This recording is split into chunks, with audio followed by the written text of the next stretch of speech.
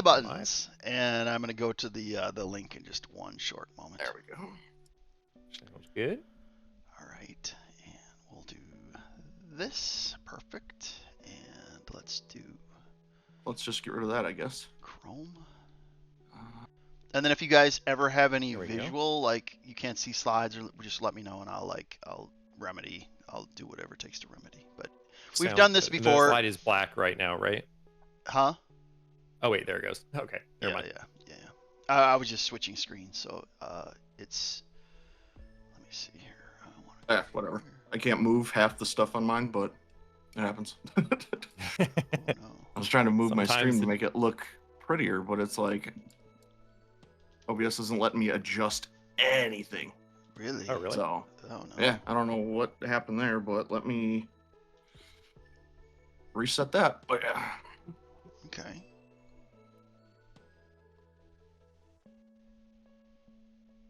Minimize that. Oh, I've been sneezing all day long. Ugh, I think I'm getting like the sinus allergy thingamabob.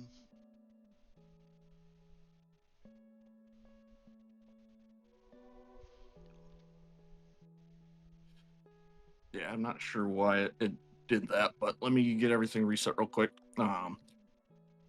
Almost done. Sure.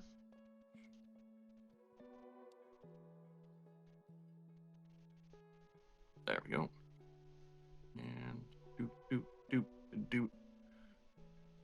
Yeah, it was funny because it let me do everything I needed to up until I went to go change one thing, and then everything froze. So. Oh no. Yeah, That's not good. sometimes OBS be like that.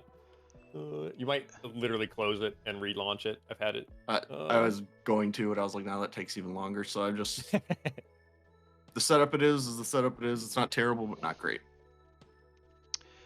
And then remember, you can still grab the VOD and like chop it down later if you need. Yeah.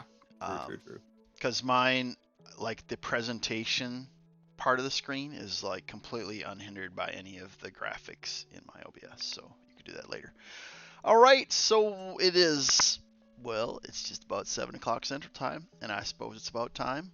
So that being said, let's start. I hope this is the first of several of the future. I hope that we come back, whether it be with the same panelists or a combination of panelists. I hope that in the future we build on this. And so that being said, welcome everybody, whether you be viewers or future viewers, or if you find it on YouTube or wherever you are. I welcome you to the live streaming seminar. And I hope that this is something that we continue in the future. But it would be good for me to welcome the panelists. And so that being said, let's start with Coffee. Coffee, welcome. And maybe just kind of share a little bit about yourself to the people that might be watching or might be watching in the future. And just share maybe something, how long you've been in live streaming, something you like about it, just whatever you feel impressed to do for your introduction. Sure. Well, thank you, Mal, for having me. I'm excited to be part of this this event here, to be able to kind of help other streamers who are looking into joining the space, kind of share some of the secrets that we've learned, both easy and mostly the hard way.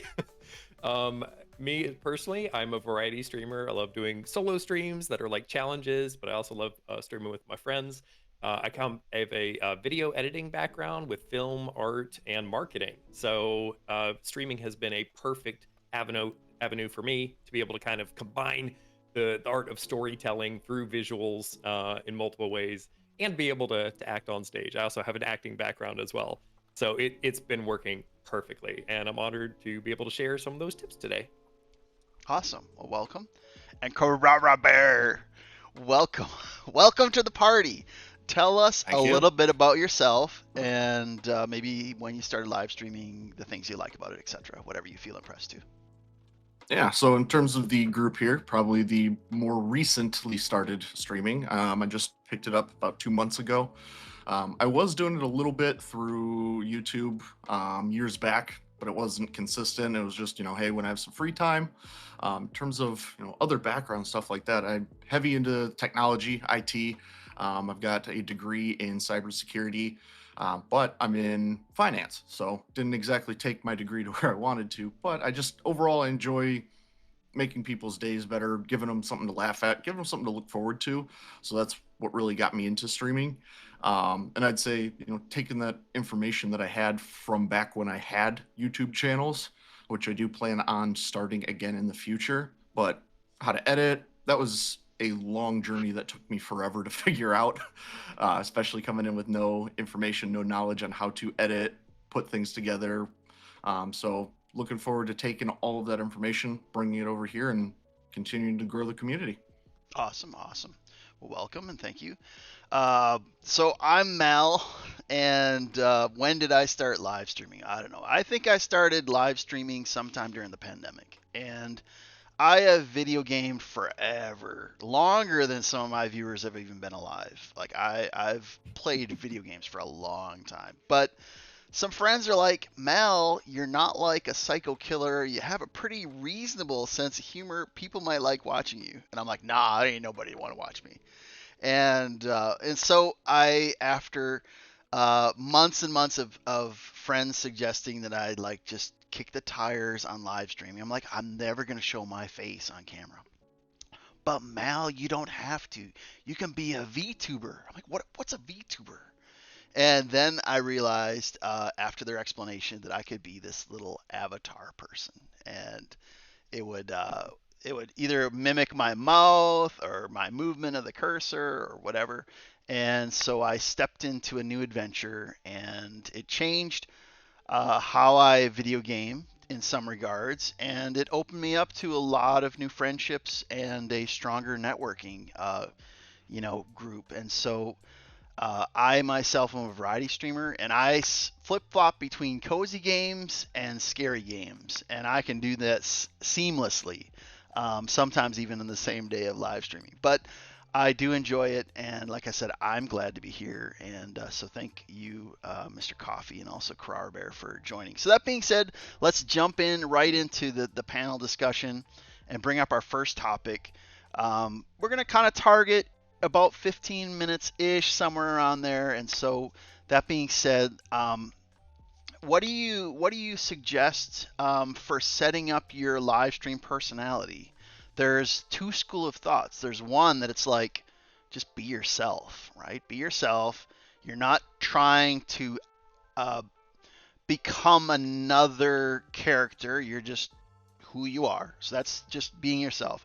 And then the second school of thought is, well, you know what? When you live stream and you are a character, you can be whoever you want. You want to be like an elf that's like shooting lasers. You can build your story to whatever you want it to be. And so you can create like character lore. And so that being said, we'll start with Mr. Coffee. What are your thoughts on when you set up your personality, maybe some pros and cons of either being yourself or developing a character and its lore? What do you think? I think you should never be yourself. You should always act. Never for a moment release the veil, drop the mask. Nice. No, obviously. Nice. Obviously, it's a little bit of both, and it'll be up to each individual person. Because to a certain degree, and this is my take on it, it might not be everyone's, but to a certain degree, we act with every single person we encounter in our life. You act a little bit differently to your friends than you would to your parents or people at work, or when you're interacting with someone at your local coffee shop getting coffee. It's always, there is some performance in every conversation that we have. That said, how you want your stream to be is up to you. So if you like playing as characters, if you're an actor at heart, then you can definitely push up that side of things. The one thing I will say though is that gets very tiring after a time. If you pretend, like let's say that you pretend to be a very happy person all the time, doing that 24/7, acting as a happy character that you're maybe not, let's say that you're forcing a British accent or something like that, that can get really exhausting. So the veil can start to fall down and people can pick up on that. On the flip side, if you're too much just yourself and not really engaging with the audience, because at the end of the day, it is a show in some regards. You are having more of a virtual connection than just straight up acting like on musical theater, but it is entertainment in some degrees. If you just sit there and play video games and don't say anything at all for 4 hours, that's not going to be enticing because people can go watch anyone do that. There's a million other people. Heck, they might even just go play the game themselves instead. So I'd say there's a balance between the two, and finding where you land between that balance, I think, is up to each individual streamer. And the more that you play with it, the more you'll find that perfect spot that works for you. Awesome. Very good points. Carrara Bear, I will give you the next honor of sharing your thoughts on the topic. Yeah, absolutely. So I agree with Coffee. You know, every interaction that we have on a daily basis, you might be like, "Oh, I'm just being myself," but there is that like internal acting. Like there's certain people that I act a certain way around in my life and certain people that act differently. So you are kind of picking and choosing like, all right, what would work for the entertainment purposes? When it comes to actually streaming, I would say 75%, 25% is a split I do where most of it's me. Most of it is exactly how I act in real life. Most of it is things that I'd say, things that I do. And then 25 is just kind of adding a little bit of flair, a little bit of that goofiness. Um, and you know, in real life, I'm a little bit more. Even though I'm in a sales job, I'm a little more quiet. You know, all my friends are like, "Yeah, if I'm in a big group, I'm not out there talking constantly, running around, being the center of attention." Whereas on here, I constantly, if I see anyone type anything in chat, I'm addressing it because at the end of the day, you're there, entertaining them. So if they're sitting there trying to get your attention, you're just ignoring them. Like you said, they can go play the game themselves. It's a lot easier than probably trying to get attention to someone that is acting like you don't exist. Especially when you're first starting out, you want to make sure you build that audience, you build that community, because down the line they're going to remember you and they're going to be like, yeah, that was the guy that was super nice to me, super friendly. And like it conflicts with my like actual personal life because in real life I'd be quiet, withdrawn, like, okay, I don't know you yet, so I don't want to talk to you yet. But it comes down to like, okay, I'm in front of a camera, they're not right here next to me, so like if I say something stupid, I can be like, oops, my bad. Instead of having that awkward moment of like right in front of them, like just staring at them. When I first started, I was very hesitant, like, do I do it where I'm shown on camera or not? And ended up with just, why not on camera? Because even though I try to stay withdrawn, I'm still pretty well known in my community. So it was one of those things where it's like, hey, if I'm going to try and hide this, they're going to recognize my voice and my mannerisms anyway. So might as well get out there. But in terms of the overall setup, it took me a lot to learn what the best practices were.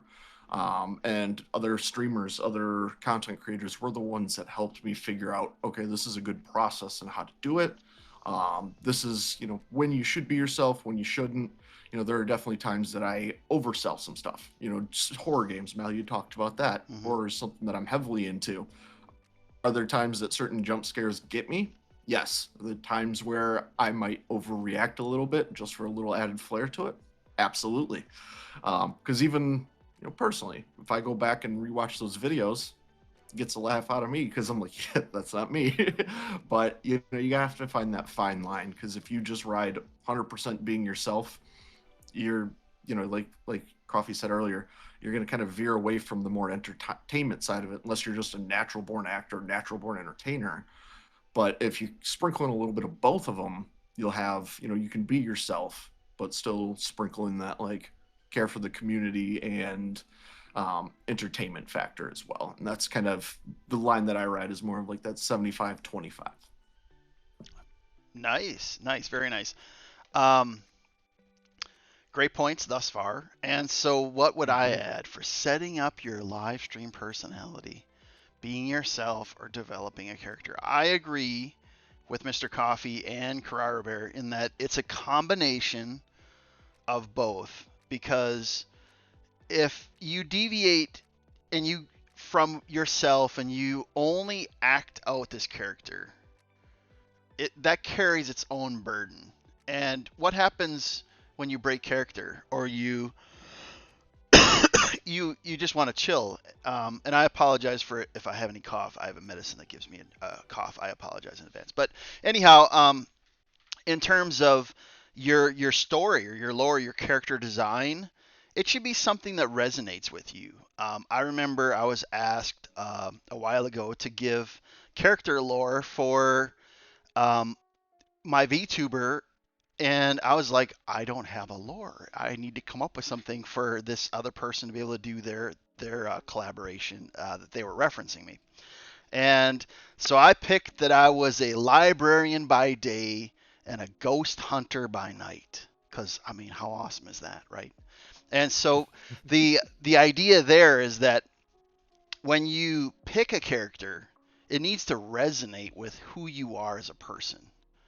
Because if your character design is something that resonates with you, you can be very natural. In acting, Coffee mentioned he has an acting background.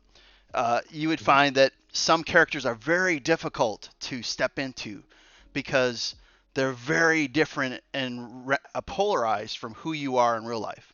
Whereas others, like, man, I'll tell you what, once they get into the role and they start acting that part, it's like, man, that role was for that person. Why? Because that role resonated with the person. And so I would say that it's very important to have a mix of being yourself, and that the character you design and build resonates with who you are. And I would add this, that you need to be true to yourself. Don't create a character that violates your values. Whatever your values are in life, make sure that the character you present forth is consistent with who you are as a person. Because there's going to be some times when you're like, I got a live stream, but man, I had a killer day, and you're just not feeling it. So what are you going to do? You're going to flip a switch, and like Coffee had said, are you going to just be like, ha, ha, ha, ha, ha, when, you know what, you might not be to that level in real life. And so there's some times where you just may want to just be able to enjoy the game and let the viewers come along for the ride. So if you have a character that resonates with you, it'll be very easy for you to step into that role. And at times, other times, not even really have the burden of it. You just can kind of be yourself. And so I think it's important that you have a mix. And I think it's important that you experiment. Because when you transition from being a gamer to a live streamer, one of the biggest things that you'll hear is, no dead air. You can't have any dead air because you don't want the viewer to come in and hear nothing for 15 seconds and then all of a sudden they leave, right? You ever heard? You ever heard? You can kind of hear the voice of that of the person scolding. I hear too much dead air. And the point of it is that part of people who coach in live streaming, they're very keen on you expressing yourself, right? That's a part of live streaming, is expressing yourself. So one of the ways that I do that is when I do live streams, I'm always talking. Now, and Coffee's like, no, you aren't. I can think of a live stream where you were not talking at all. Well, my mic was jacked up, right? Right? Yeah. RV, it was all jacked up. But normally I talk, and even if it's not like nonstop, I'm talking throughout the live stream. And there's some times where I'm not feeling well in real life, and I'm just kind of like, okay, well, I'm not going to carry this live stream. And so it's okay to have some dead air, like especially if you're in a group. But if you're doing a solo stream, you can't just like be like quiet for minutes and minutes and minutes and minutes. You have to carry the live stream. And the way that I found it to be true for me is explain from time to time. Stop and explain your game. Explain what you're thinking about. Explaining about your next move. Explain your strategy. Like, okay, guys, we're about ready to get into this boss fight. We got this kind of weapon that has this damage style.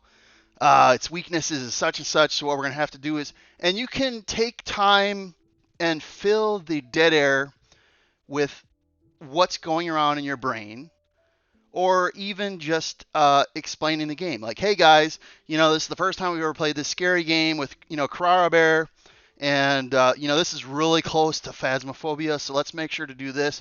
Or, oh, this is really, and you can fill a lot of space with useful information to your viewer. And if you do that, you, number one, as we talked about earlier, you can be true to yourself, true to yourself, and you can be yourself, and you can be your character, and not be too much of a burden. And then secondly, you can fill like your dead air with like what you're thinking about, your strategy, your goals, and don't be afraid of, revising your story lore. But most importantly is be true to yourself. You can have a character, but it has to be consistent with who you are in real life. If this very moment I sent my contact list to Coffee and Carrara Bear in my phone, and I said, call anybody at my workplace, call anybody at my church, call any of my neighbors, any of my family, and ask them what Mel is like, they would describe who I am as a live streamer. And yet I have a character. But I can still present my character and be consistent with who I am in real life as well. And sometimes I really lay into it because it's a good clip farm, right? Sometimes I'm playing a scary game. It's like, oh, we got scared. And you can play into the moment. But sometimes you don't have that burden. You can just chill and have fun.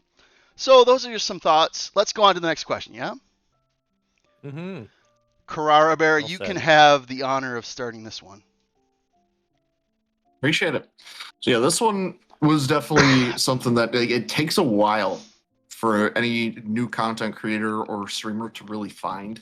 When you first start, you don't know what your brand is. You're like, okay, well, what kind of following do I want? What kind of community do I want? So, when I first started, we're talking back in the YouTube days, I really had no idea what direction I wanted to go with it. So I was a little bit all over, which I am grateful for YouTube to have its crazy good algorithm because it allows you to locate that. Now here, it's a little bit different because the algorithm is not pushing it to thousands and thousands of people right away. But what that tells you is the people that are coming in, they had an interest in you, they're there. So you kind of have to feel that out to help kind of build that brand a little bit. And you're also using, what you're like in real life to help build that too. So with that brand, you want it to be something that shows your values, your morals, but also who you are as a person. Like in my instance, I went with the koala bear in armor because, I'm protective of friends, family, but I am on the outside extremely goofy person. I'll say some of the weirdest stuff where people are like, wait, what?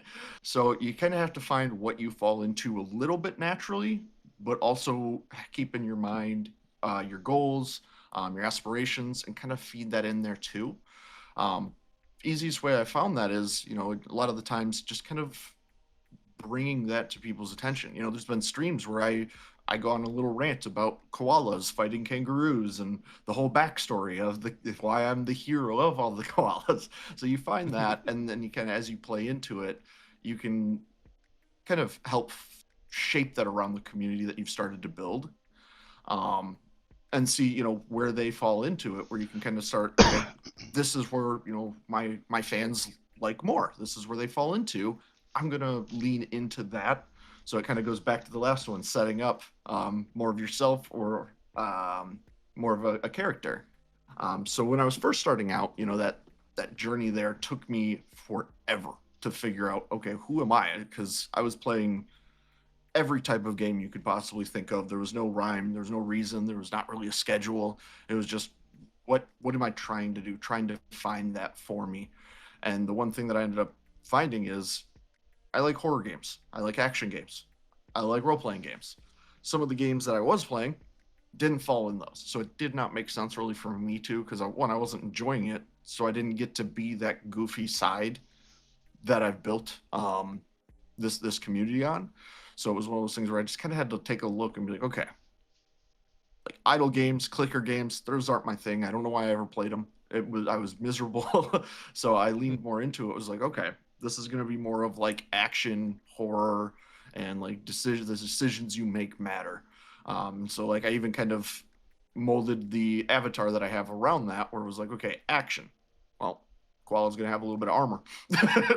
That way it seems like, okay, he's getting ready for the action. He's ready to go in. And just going from there, finding something that works for you, and then just branching out from there. This time around, I just went with, starting with Twitch. I was like, I'm not trying to overwhelm myself. I'm not trying to throw myself into the deep end right away.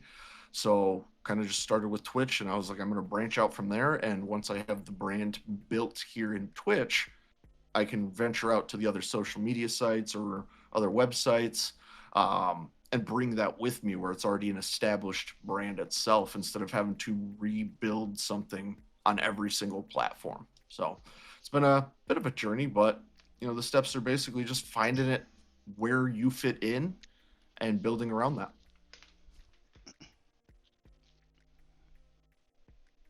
Mm-hmm. I appreciate that. Great thoughts.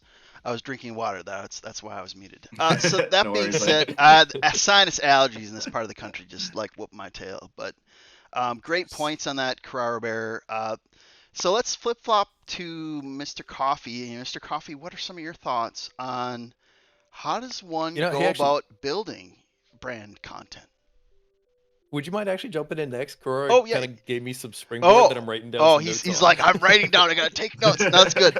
That's the reason why it's always handy to be number 3. So I'm gonna go in, and I'm gonna also say, Carrara Bear, you had some great points. I'm gonna kind of go off of the idea of brand content from more of like a structural perspective. So brand content could be like who I am, who my character is, right? And it also is not just the actual live stream experience, but the content experience, the post live stream experience. And I'll explain that hopefully later if I remember it. But alas, I'll give you an example of doing a design and thought into brand content from me as a character. Now, you'll notice if you're watching on my live stream, you'll see the little Muppet looking around, and this is kind of my main VTuber model. Now, some may say, oh, well, Mal, it's a free model. Like, couldn't you pay money and get... Yes, I could pay money. I could. But I haven't. But there is a rhyme and reason, and I'll explain. So I mentioned earlier that I am a variety streamer. I play cozy games and scary games, right? And I could do the coziest of cozy, and I could go all the way to the craziest of scary in a blink of an eye. And so when I picked my VTuber model, I picked something that was resonating with not only the character I was presenting, but with me as a person. So let me explain the logic. The little VTuber has brown hair. Now, guess what? In real life, I have brown hair. It has glasses. Little guy has little glasses. I got glasses in real life. I need them. If I didn't have glasses, I'd be in bad shape. And you'll notice that now, thankfully, I don't have red eyes. But my little VTuber has red eyes. And here's the deal: is the symbolism is the red eyes is my homage to horror games, to scary games. So now I'm the ghost hunter at night, and I have red eyes. I mean, just blood red eyes, right? And my sweater is red too. My goodness, like I'm ready to ghost hunt. So that's my actual character design, is giving homage to the fact that I'm a scary gamer. But guess what? I'm also a cozy live streamer. So Mal has this little hoodie, this little red hoodie. Doesn't that look so comfortable? And now I've successfully blended the idea of being a cozy little librarian during the day and a ghost hunter at night with the free model. And so you can figure out what is my character presenting and how can I connect it with who I want it to be. So for example, I picked this character because it resonates with the character that I'm presenting, but I'm not going to pick some character that has like a purple mohawk and, has something else completely non-resonating with my theme. And so you have to make sure that your VTube model is also consistent with the character that you're building. And so the first point that I would bring out is you selecting and giving thought to who your character looks like.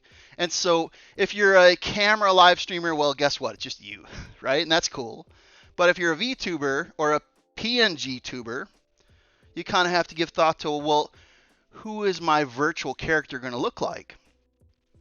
Is it going to be like someone scary? Is it going to be someone strong? Is it going to be like really mousy and squeaky because I'm a nervous character? And you have to figure out what your character is presenting, and you want your model to mimic that, right? The other aspect that I was going to talk about is the organizational structure, the organizational aspect of content creation.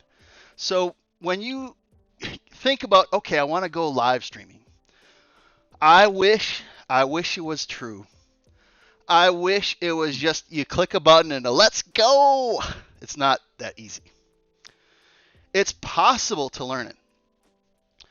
But it's not just clicking a button and let's go. And so there's some ideas and thoughts that you have to put into it to prepare yourself. And I like to use this phrase. You want to set yourself up for success. So before you click the button for the first time, try to have like a little list of things you want to try to do. And there are many creative people that are willing to help even for free. Some for money, but some for free. And you could say, hey, I'm trying to, find a way of building this little starting screen. How do you think I should do it, or what website? And you'll get little pointers here and there, right? But I did a checklist, and I thought, what are some things that a person might use? Well, before you start the live stream, you might have a starting soon screen. So maybe that's when you start the live stream and you got to send off notifications to, oh, help me, what are all the options? Got to send it to Twitter and to Instagram and to Twitch and to all the other places around the internet, notifying the world, hey, world, I'm live streaming. But that takes a little bit of time. Not a lot, but having that starting soon could also be enough time for you to go downstairs and get, your glass of water and your little thing of snacks. And you're notifying the world, I'm about ready to start, but I'm not quite ready right this second. So it buys you time, right? The next thing would be, how about the actual live stream as well? Now, if you're looking at my live stream, you'll see there's the actual scene, which could be a video game, or in this case, a presentation. And it has a section for where my little VTuber is, and another section for chat, or for where my guests are. And then, if you'll notice, I show the name of the game and my socials. So if you said, oh, well, Mal, what's your YouTube channel? Well, guess what? It's built into my screen. Oh, where are you on TikTok? It's built into my screen. Hey, that scary game, I've never seen that before. What's the name of that game?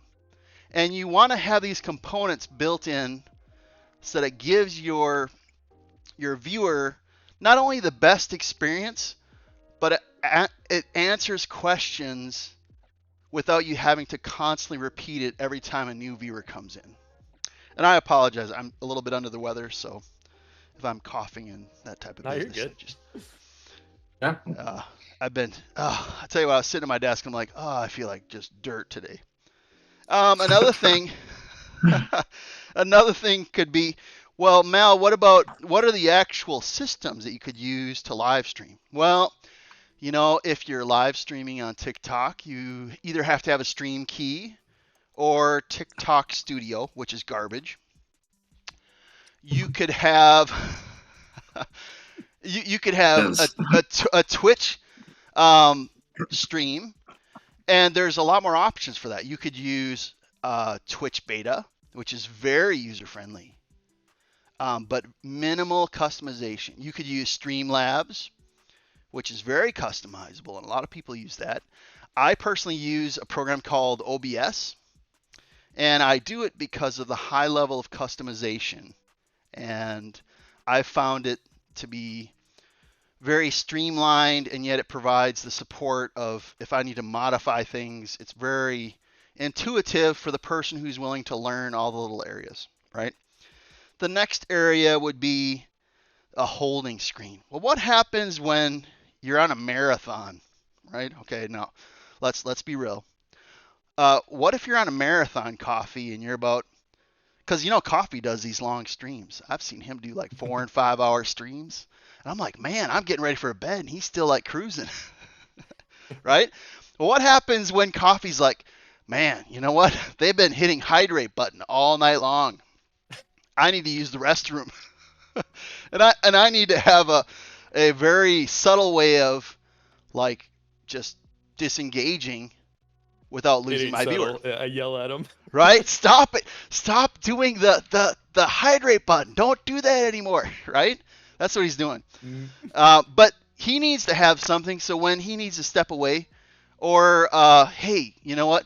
Maybe Carrara Bear just ordered pizza, but he doesn't know when the delivery guy is going to be there. So what happens when he needs to step away and pay the pizza guy? So now you need to have an AFK screen, or hey, take a break. The way I have mine set up is merely a little video that, you know what? Here, I will just plain show you. One moment. Yeah, come on. It's thinking. Oh. I'll do the same. Where are we? Okay, here we are. I'll briefly, just for a moment, show you, like on my screen. It'll kick in a few seconds. But basically, I could say, hey, I'm going to build a 3-minute window for people to be able to step away, get a drink of water, use the restroom, get a snack, all while I, as the live streamer, are disengaging, and still tell them, hey, I haven't left the live stream, I'm coming back. And so having an AFK screen, that's important, because if the viewer gets the vibe that you left or that you're not coming back, they're just going to keep on scrolling, and then you lost the viewer. And so you need to have something that deals with the AFK, hey, a snack break, a restroom break, etc. And what's the last thing? Some people use a stream ending, like, hey guys, thanks so much for being a part of the live stream. We finally beat the final boss, and hey, I wanted to give a review of the game, and here's my thoughts, all while your ending screen is there scrolling with your socials. And so those are some of the technical things you could do for like your actual live stream presentation. Content creation post live stream, get into like a free editor. You could post short form content to TikTok, long content to YouTube. There's other options, and maybe some of the other panelists will talk about some of the options. If not, I'll come back and give some sites. But those are just some thoughts for how to create your character, how to set up your organization of your actual live stream, and how to do some simple ideas for post live stream content. So I'll let someone else talk. Who's next? Those are great points. Coffee. What you got? Yeah, those are great points. I love the bits of polish that add that just quality of life to a stream. Things like an AFK screen, things like updating the descriptions, all those little things add just an extra layer of enjoyment for streamers. And it always, just even as a viewer, whenever I go to someone's stream and I see those things, I'm like, oh, this is really nice, or this made me smile, or the colors that they chose, the fonts, or this is when I'm this is when I'm streaming, all those kind of things add so much.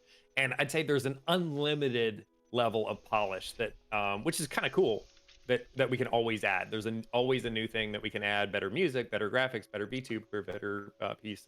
So it's neat to see. For me, I love the challenge of just unlimited amounts of polish. Let's see, for the piece, I wrote down a ton of notes, but I could actually make this like a 2-hour piece, but I'm gonna limit it to my time window. Because as I mentioned, I work with branding as one of my big pieces, and combining a lot of the things with personality, with structure, with video. There's so many ways you can take it. I'd say I'm zooming way out here for a minute, and I'm going to use the analogy of a coffee shop for no particular reason. But very subtle. When you're becoming a streamer, you're starting a business in some way or another, even if you don't plan to make a single cent from it. And the big question there when you're looking at branding on ways to build your brand content, you have to ask the question, what kind of a brand do I want to be? What's my big goal here?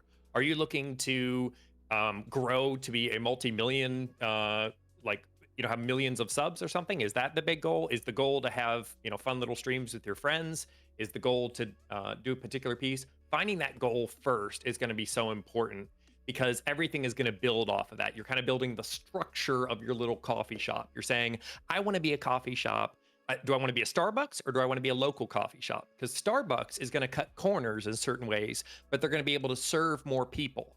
But the trade-off is that they're uncomfortable chairs, and it's kind of like a rotation piece. So you might get more viewers, but you're kind of trading some of the personalized experience. On the flip side, if you're going, no, I want to be your local coffee shop, what you trade there is volume. That you might have a really cozy personal connection, but if you grow past 50 people and you have 50 people in the chat, you're not going to be able to have that close one-on-one chat back and forth. It's just chat's moving too fast and you can't have that same piece.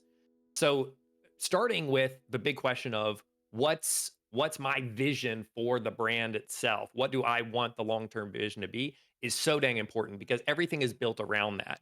Because then you say, all right, I want to be a local coffee shop. Let's say that that's your goal. Well, then what do you want to be known for? You could just be a local restaurant. Are you selling burgers? Are you selling smoothies? Are you selling coffee?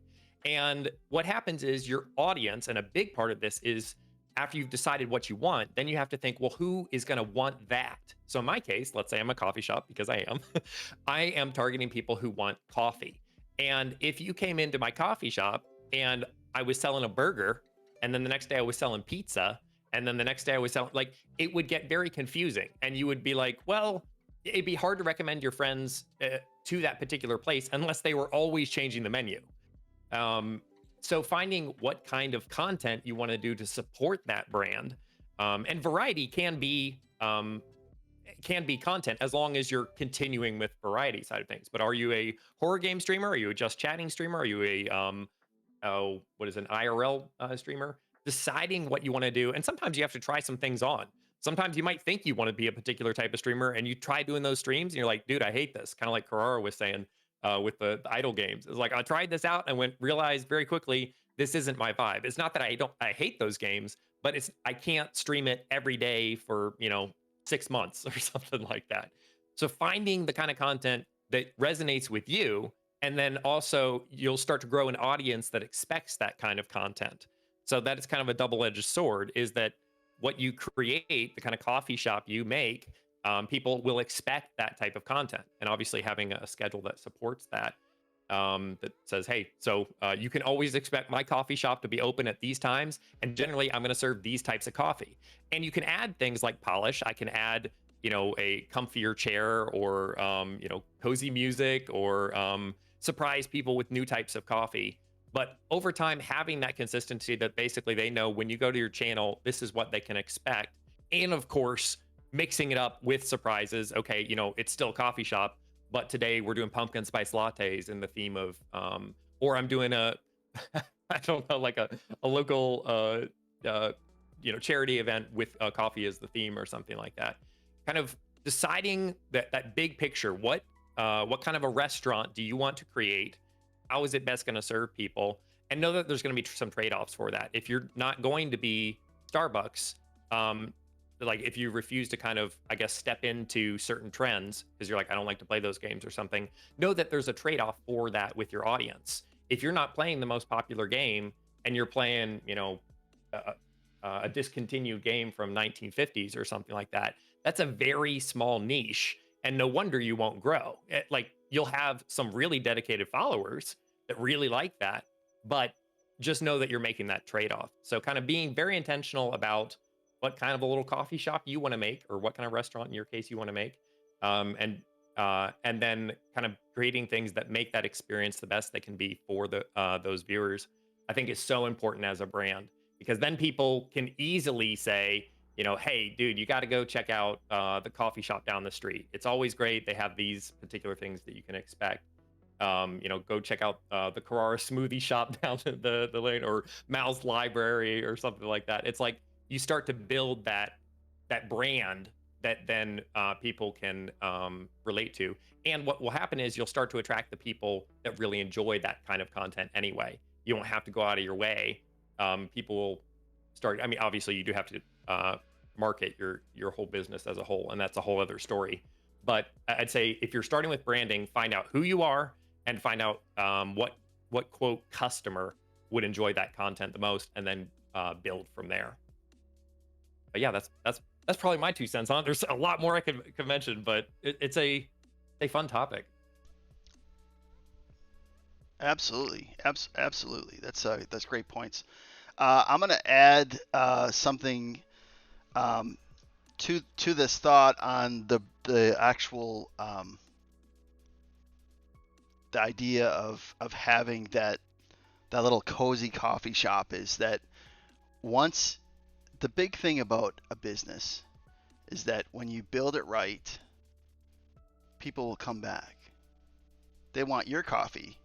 Now they could go over across the street and get the other competitor's coffee, but if you build a shop the right way, if you build your brand the right way, people will come visit for you. Not even necessarily that maybe they wanted pumpkin spice, but you were doing apple cider. Once you build your store properly, your brand properly, you're going to get to a point where people are going to be like, yeah, it would have been nice if we had like pumpkin spice today, but apple cider's cool too. I think I'll get that. And then they sip it. And they're enjoying you as the live streamer rather than what you're doing. Coffee kind of mentioned this briefly. He didn't really elaborate a lot, probably just for the sake of time, which I'll take. And that is that variety streamers are kind of a unique animal because they have the burden of let's keep things rotating. I'm changing the games up. I'm rotating the games. But if you read any content about building a live streaming brand, they would say that dedicated live streamers find success quicker. Because if all the person does is play 7 Days to Die and people gravitate because they like 7 Days to Die, you're going to find your audience very quickly. And man, they're going to love it. But what happens when you want to play Marvel Rivals? And the challenge with a person who dedicates themselves to a single game or a single genre, they can quickly build up a following that's dedicated to the genre or to the game. But I've actually watched some videos of live streamers much bigger than myself, and they commented, the first time I decided I wanted to play something outside of my genre or outside of my quote-unquote game, I lost half my audience. And the sacrifice was they got their success quicker, but the followers were loyal to the genre or to the game, less so to the person playing it. Yeah. Whereas it's opposite. You flip it to the person that's playing variety streamer, and it's much slower towards success. Much slower. But the reality is this. When they begin to develop a consistency with coming to your live stream, they're not there just because of the games you're playing, because they know, well, today it's going to be pumpkin spice, but tomorrow it's going to be apple cider, and then after that it's going to be a frappuccino, and the menu's always changing, but they're there because they get a good product. And then now it doesn't make a difference whether you play 7 Days to Die or you play Marvel Rivals or you play Raft, which are all different genres. Now they're coming to your coffee shop because, well, hey, I know that coffee shop owner. He's like a pretty chill guy. Like I'm going to keep on coming to this coffee shop. And I just wanted to kind of just throw that one more deal is when you make the choice to like, I'm going to be absolutely committed to this, you're going to find success faster. But when you try to introduce variety, you're going to struggle. Whereas if you start with variety, you're going to start very slow. But once you gain followers that like you, the live streamer, you could sit there and play solitaire. And they legit sit there for your live stream because they like your style, your humor, your attitude, how you treat your collaborators, and they have become loyal to you as the live streamer, not to the game you're playing. And so that's just something, Mhm. as you just wanted to put a bow on that. I didn't want to miss that opportunity. So let's get on to our next question. I think we're cruising right along very well. But let's go to Carrara Bear. What are your thoughts on the pros and cons of solo gaming versus group streaming? Absolutely. So, in terms of solo versus group, I'd say group is a great way to get your name out there, get connections with other streamers that might also have the same like ideas or same likes and dislikes as you. But it does kind of, if you're just focusing on only group streaming, it's going to box yourself in, because basically what essentially happens is, all of Coffee's followers now come over to me and they're like, oh, I like both of them, but we're not branching out looking for new people to come into the community. We're kind of feeding off of each other. So it's like it might be like you said with the variety streaming, it's a little bit slower growth with the group. And I even see, a lot of the times people, I've like in other communities, other sites, I've seen it where people have specifically said something like, yeah, I don't like watching group because the streamer's less attentive to, me talking to them. So in group, there's more going on. There's a little bit more chaos. People are talking, sometimes talking over each other. So it gets that less like community feel for the viewer at times. So that's one of the cons of group streaming. Whereas, the pros, you're gonna have that backing, that support. So when you first start, I say, getting into some good groups helps tremendously. It'll help you learn, help you grow, help you figure out who you are as a streamer. But you still have to make sure you do have your solo streams, because that's what people are there for. If they come onto your channel and you're only doing group videos, well, then it doesn't matter if they watch you, watch Mal, watch Coffee. They're going to see the same thing. They're going to hear the same thing. But if you're doing some solo, they're like, oh, cool, it doesn't matter. There's going to be times where this person is being their self, their authentic self, not in a group, and I get to witness that, communicate with that, and kind of have that relationship with that, so that they know how you operate by yourself as well as in a group. Now, with the solo, the cons of it are all of the ideas are on you. Every single thing that you do, you have to think of. So, like with group streaming, there's times that you guys will post something and be like, hey, we're playing this on this day. Great. Didn't have to think about it, don't have to plan for it. All I have to do is show up on time and get ready to go. Whereas with solo, if you're just pure solo, you're like, okay, I basically have to have a calendar, or like you said, if you're a dedicated streamer, you really don't. You're just like, all right, I'm gonna be playing at this time, this location, this game. But if you're a variety streamer, that solo gets a little bit more difficult, because you're like, all right, Wednesday I'm playing Man of Medan.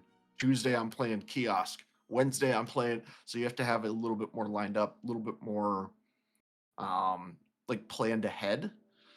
Where overall, I would say, I'm probably close to like a 50-50 split on this, where I love solo streaming because it lets me kind of just focus on what I need to do, focus on me being me, and play some of these other games that otherwise I likely wouldn't have. But I also enjoy group, because then it's like, cool, a little bit of the pressure's off of me, a little bit more of a group involvement. Maybe I'm not feeling super humorous that day and the jokes aren't just coming for me. Well, then I've got other people to lean on where they're throwing some jokes in for me as well. And I'm like, perfect, awesome. But I would say the biggest pro of each one for me is solo. It's like I get to play those weird, strange games, because a lot of horror games aren't really multiplayer. There's definitely some, but like the big story driven, like you're gonna get terrified, not super multiplayer. Whereas like on the biggest pro for me for group is just that community. We us three specifically, we have a good portion of the followers in common, and that's because we play together so often, and we have this good like chemistry with each other, where if one of us is kind of feeling a little off, we can lean on the other one. So I do say, over time, I would say the group streaming has grown to be a little bit more of like, okay, yeah, I'm enjoying this more, because a couple of years back, solo all the way. I was like, yeah, maybe if I get a collab in there, awesome, but it's not something I'm looking for. But, there was a lot of games like towards the end of that I realized I can't play these by myself. So I do need a group. And it ended up kind of assisting in an overall trajectory. You sprinkle a little bit of both of them. If I would have probably just been doing solo or just group, I probably wouldn't be where I'm at right now. I'd probably be getting to this point like in a month or two. But sprinkling in both, making sure I'm doing a little bit of both of them, it allows me to, one, still be myself, but two, lean on others to help build my community and help build theirs as well. Great points. I like a lot of what you said. So Coffee, what do you got to do to add to this? What do we got to consider on weighing solo streaming versus group streaming? I think you encapsulated it perfectly with the title, weighing the pros and cons of solo streaming versus the group streaming. It's like the title alone says, hey, it's a double-edged sword.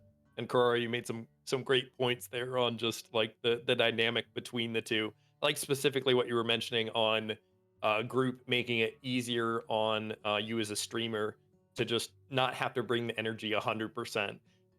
We talked about dead air a little bit ago.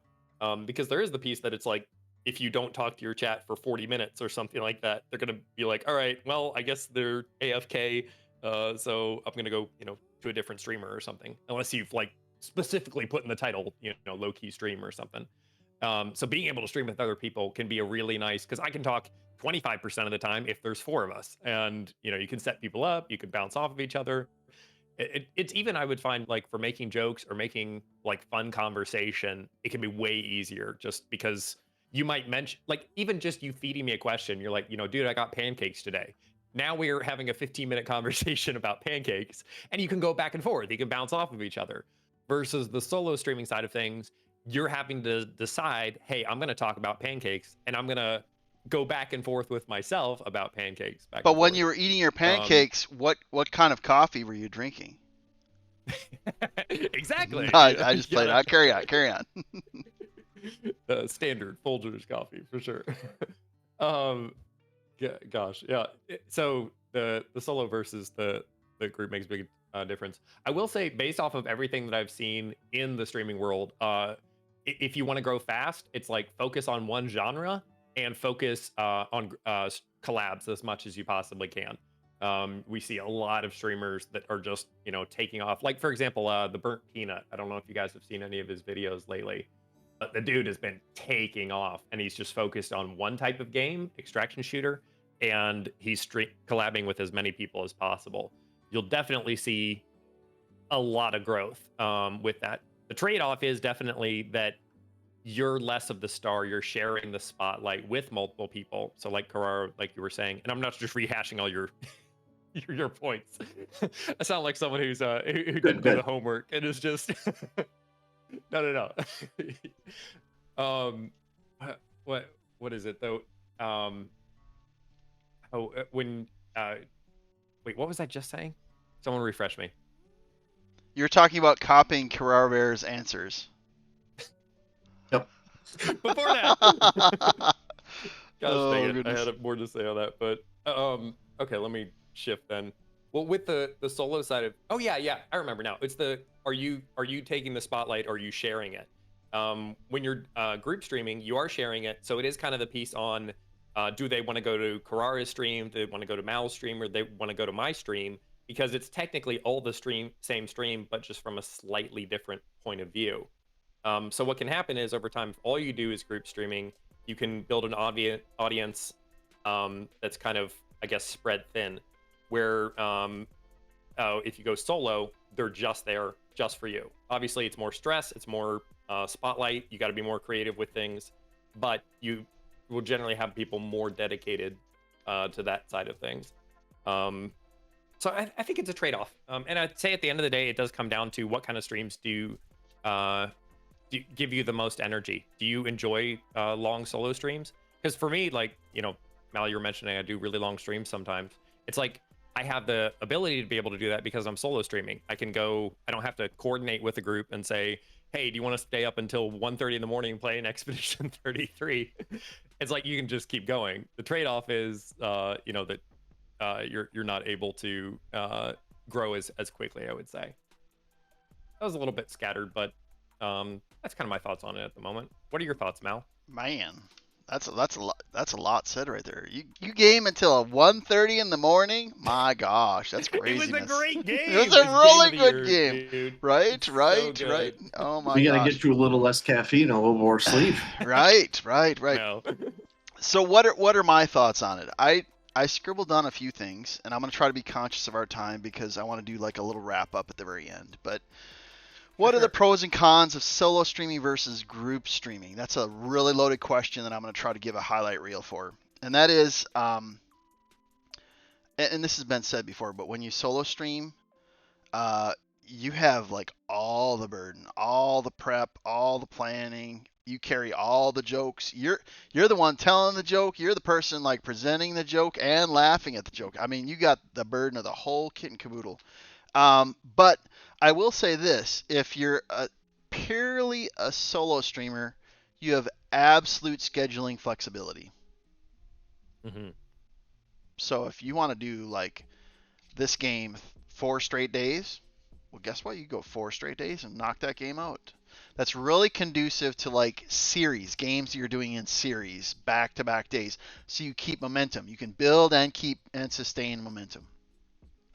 When you do like heavier group streaming, well, if you want to maintain like a connection with your group, well, what happens when the group wants to play Phasmophobia that Tuesday night and you wanted to finish your series, right? And so you kind of have to do this little balancing thing.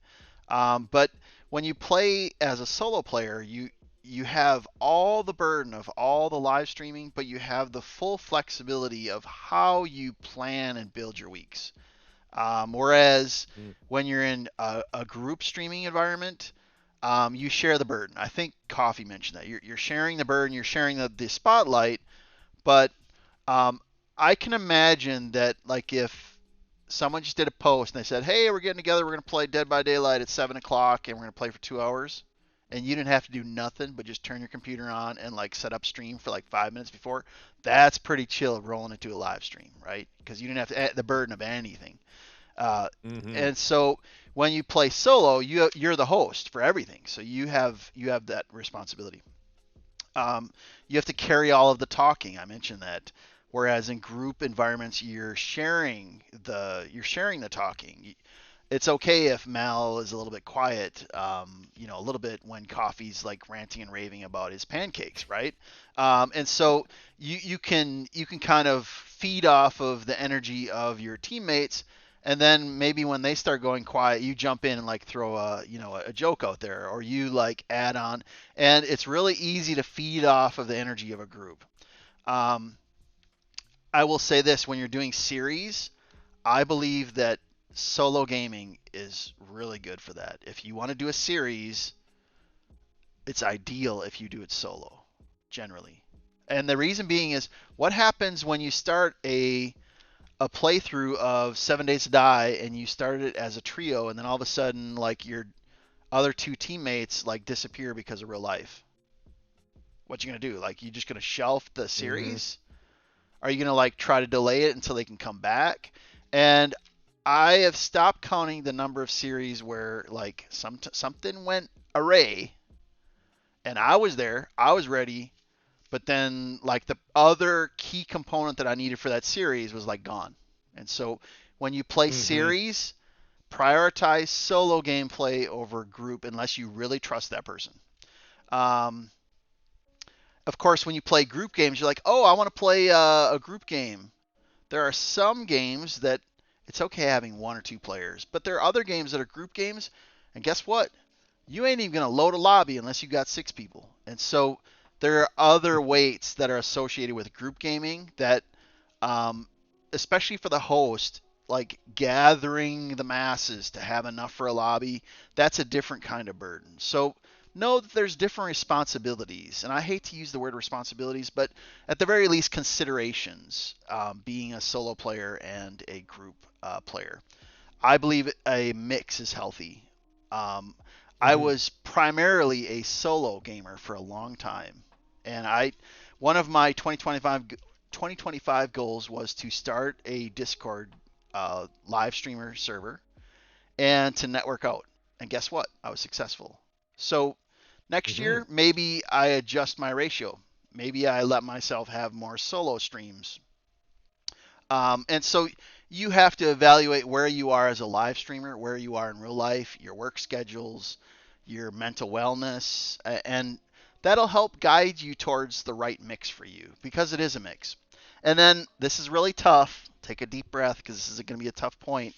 I have 2 other comments about group gaming. And I'm going to make this statement, and it's going to hurt some people's feelings. And it's unfortunate, but it'll happen. So here's the reality, is that there are some people that are great gamers, but they're awful collaborators. That being, they may be the top 10% of playing that game, but when it comes to being a part of a group, they're an awful teammate. They're an awful collaborator.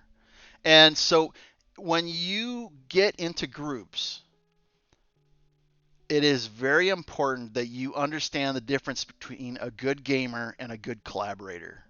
Because you could have a great gamer that is an awful teammate, and they're awful at collaborating. And they're a liability to you building your brand. Whereas you might come in contact with a person who's an average player, maybe even a bad player, but man, they are an awesome teammate and they are just a joy to collaborate with. Always prioritize good collaborators over good gamers. And you may be like, but I want to win the tournament. Well, guess what? If you're a live streamer and your teammate rages out, what you gonna do when they start cussing up a storm?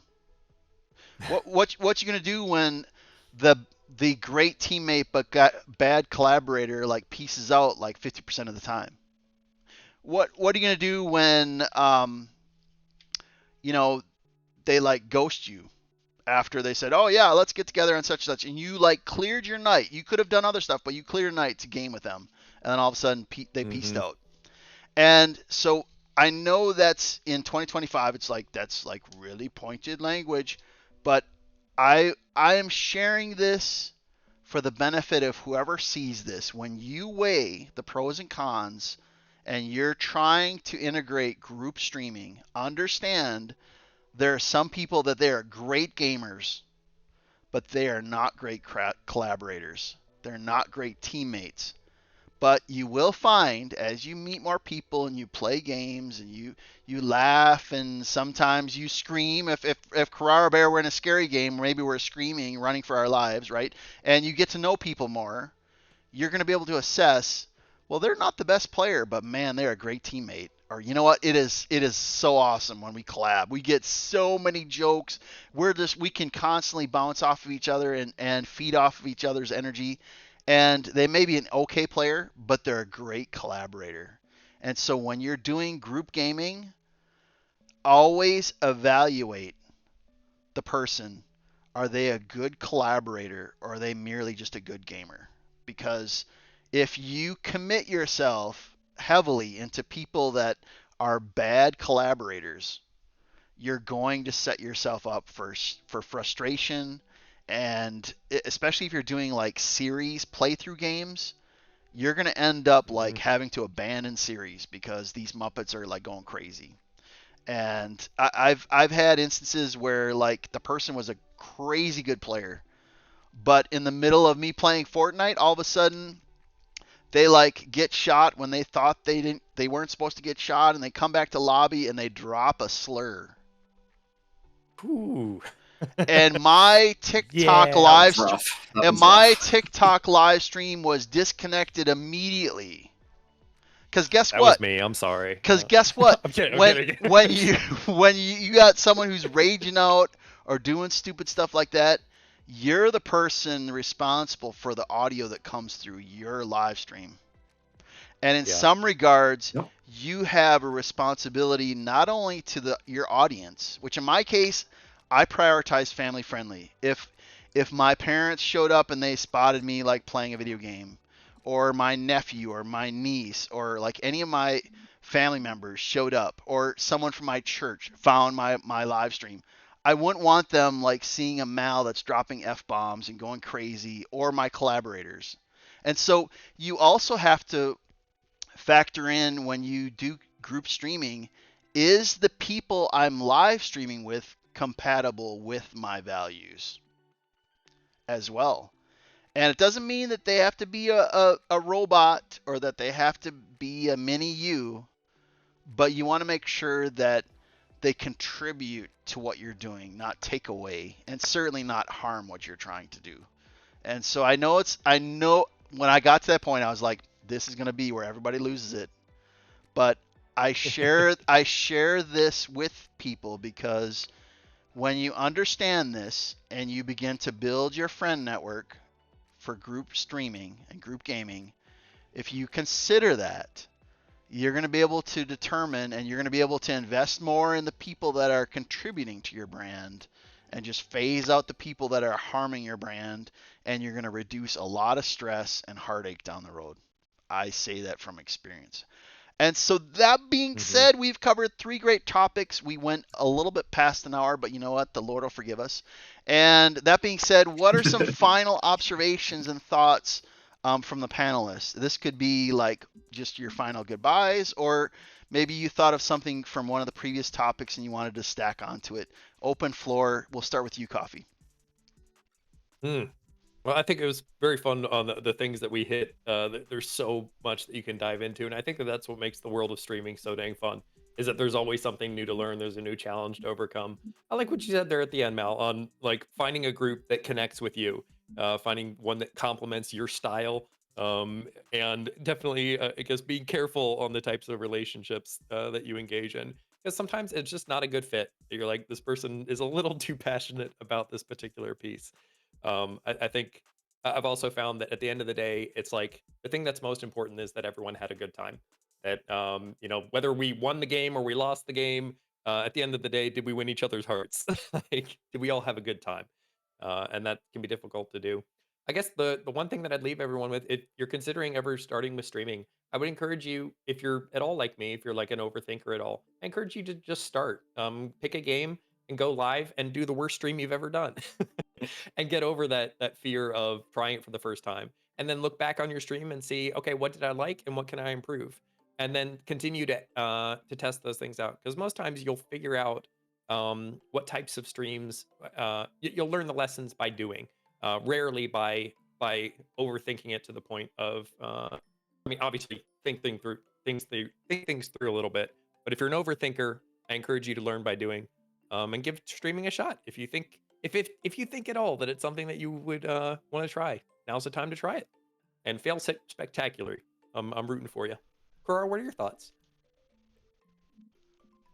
I agree with you on there. The biggest hurdle to streaming is that first stream, easily, because you're learning how to set everything up. You're getting past the nerves of, oh God, what if I'm not good at this? At the end of the day, you don't know until you try it. You could sit there and be like, well, I'm not going to do it because I probably am not that good, or I'm not naturally funny, or doesn't matter. It does not matter. Get out there, give it a shot, because the moment you give it a shot, you might find yourself surprised. You might find that your weird little sense of humor matches with a good portion of other people out there.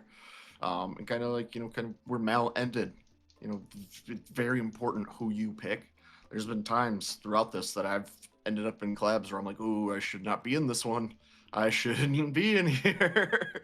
The reason why is because, not only is building your brand important, but protecting it as well. And it that only Kid Nova takes, is just so dang frustrating. yeah, it only takes 1 second to completely destroy your brand. One collab where the person said something and you didn't check them right then and there, or you didn't back away, and that immediately can cause all of the hard work that you have put in to come crashing down. In the Mal's example, the guy, he lost a game and immediately started dropping slurs. Well, we have a little bit more friendly. I do my best to not even swear. Like occasionally it slips out. But if someone were to be dropping slurs, I know immediately that would just tarnish my entire reputation because everyone would be like, oh, well, he clearly agrees with that when I don't. So it's something that, going into it, don't think just because you finished, you're like, oh, this is what my brand's going to be, that's where you end. It's just constant thing that you got to work on, constant thing like, okay, who am I going to be streaming with regularly? Who might I do it occasionally? And, overall, what's something that I enjoy? Because the fastest way to stop streaming is doing stuff that you dread. If I were to have been like, yeah, I'm just gonna do clicker games, eventually I'd grow to despise it. I'd be like, this is awful. Why? I don't even want to turn on the camera. I don't want to sit in front of my computer. But you find something that works for you. You find people that work for you, and you just go from there. Mm-hmm. That's good points. Good Well points said. indeed. And so I agree with you. Like, make sure you surround yourself with people that respect you as a person. Yep. Because if you find people that respect you as a person, you can build that trust. You mentioned how, like, just in a moment, your brand image could be like harmed within just a mere moment. All it takes is a person who just logs in and they've only been in your live stream for like 30 seconds and all of a sudden something bad happens. And they didn't see like all the good for the first hour and a half or the first hour 40. They saw that 30 seconds and they're like, oh, and then like you're done, right? And so that's good points across the board. What a absolute joy to have this. Man, I don't want to keep on just going with more and more points. So I'll kind of wrap this up, but it'll give us an excuse to come back another time. But what good thoughts. We talked about pros and cons of solo streaming versus group streaming. We talked about building your brand content. We talked about being yourself versus developing a character. And maybe at another time, depending on people's availabilities, maybe in a few months we'll come back and we'll do a different round of different topics. But again, thank you so much for being a part of this. Carrara Bear Coffee, thank you so much for your wisdom and for being a part of this first seminar. And maybe there's more stuff down the road that we can revisit and talk about. But that being said, all of you that are out there on the internet, thank you so much for being a part of the live stream for this live streaming seminar. I hope that you had some takeaways that you can build off of, things that will help you not only as a gamer, but as a live streamer and help set you up for success, because that, I believe, is something that we can do. That was the other thing. I was just stalling while the thought came to me. Coffee, there's one thing that I want to finish with. There's a motto you have that you put in the Discord, and it's about something that happens every day. Do you remember what that is? Oh, geez. When did I put this in there? Oh, you're like, he's forgotten about one thing. I want to improve something. Yes. Every day improve by 1%. Yeah. And I think that to tie what Coffee had said with what Carrara Bear had said, is jump in, do your first live stream, and after every live stream, just kind of like write down, hey, this something worked well. This is something I want to work on.